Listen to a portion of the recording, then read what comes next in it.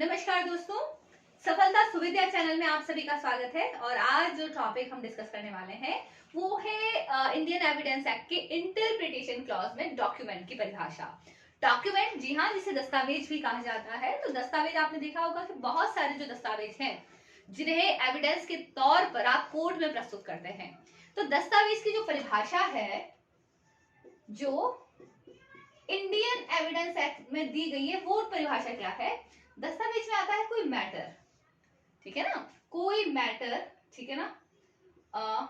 इसका अर्थ है कोई मैटर जिसे एक्सप्रेस किया हो या डिस्क्राइब किया हो, ठीक है, जिसे आपने कहीं एक्सप्रेस किया हो, एक्सप्रेसिव नेचर का हो, या जिसे डिस्क्रिप्टिव नेचर का हो, जिसे डिस्क्राइब किया हो, जिसकी व्याख्या की हो।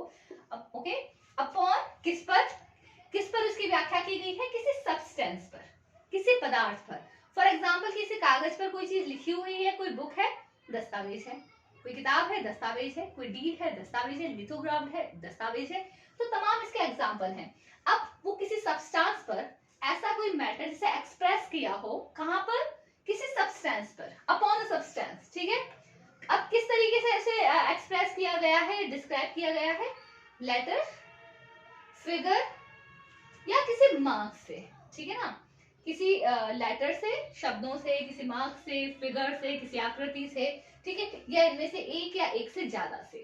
ओके, अब इस दस्तावेज का पर्पस क्या है, उद्देश्य क्या है? तो इसका पर्पस है for the purpose of recording any matter, ठीक है। तो किसी मैटर को रिकॉर्ड करने के लिए जब उसे एक्सप्रेस किया जाता है या डिस्क्राइब किया जाता है किसी सब्सटेंस पर, और किस सब्सटेंस पर किस रूप में आप उसकी व्याख्या कर रहे हैं? आप उसकी व्याख्या कर रहे हैं फिगर, मार्क्स या लेटर या एक से अधिक रूपों में, उसे दस्तावेज कहा जाता है।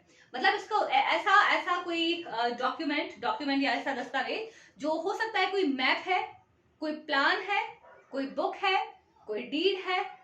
ओके, ये सारे दस्तावेज के lithograph, okay, all these things are examples of a document. अगली डेफिनेशन जो इंटरप्रिटेशन क्लॉज में दी गई है वो है एविडेंस की। एविडेंस, यस, जिसे कहा जाता है साक्ष्य। अब इसमें जो परिभाषा दी गई है साक्ष्य अधिनियम में, साक्ष्य जो सबसे महत्वपूर्ण है, जिसके इर्द गिर्द पूरा इंडियन एविडेंस एक्ट घूमता है। ओके, तो इसका अर्थ क्या है? तो ऑल स्टेटमेंट्स, इसमें ये कहा गया है कि एविडेंस का अर्थ है और इसमें शामिल है, evidence means and it includes all the statements, ठीक है ना। अब कौन सी statement? Which a court permits or requires to be made before it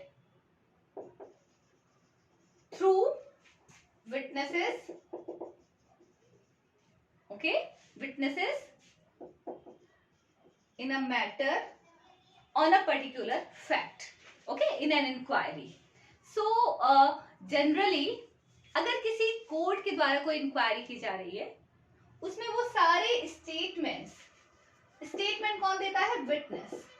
witnesses द्वारा, साक्ष्यों द्वारा कहे गए कथन, दिए गए कथन, जिन्हें किसी कोर्ट के द्वारा परमिट किया गया है अपने सामने देने के लिए। तो ऐसे कथन जिन्हें कोर्ट परमिट करता है, ठीक है, और ये कोर्ट रिक्वायर करता है कि भाई इसमें गवाही की जरूरत है, इस फैक्ट में गवाही की जरूरत है। तो स्टेटमेंट साक्ष्य का पहला भाग है और इसे कहा जाता है ओरल एविडेंस। इसे कहा जाता है ओरल एविडेंस।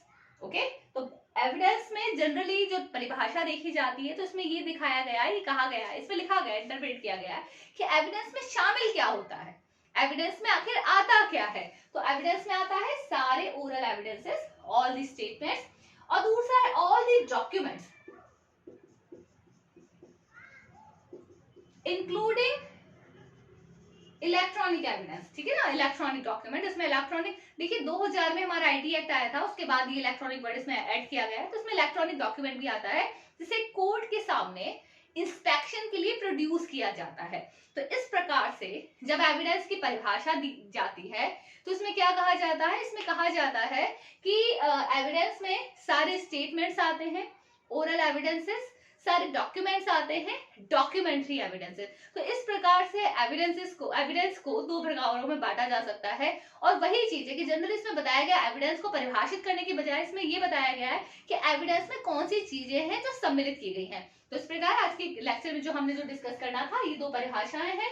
ये पहली परिभाषा है इसमें एविडेंस की, और दूसरी परिभाषा जो हमने देखी वो डॉक्यूमेंट की। बाकी परिभाषा और बाकी प्रोविजन के साथ हम फिर मिलेंगे। बने रहिए सफलता सुविद्या में हमारे साथ। नमस्कार।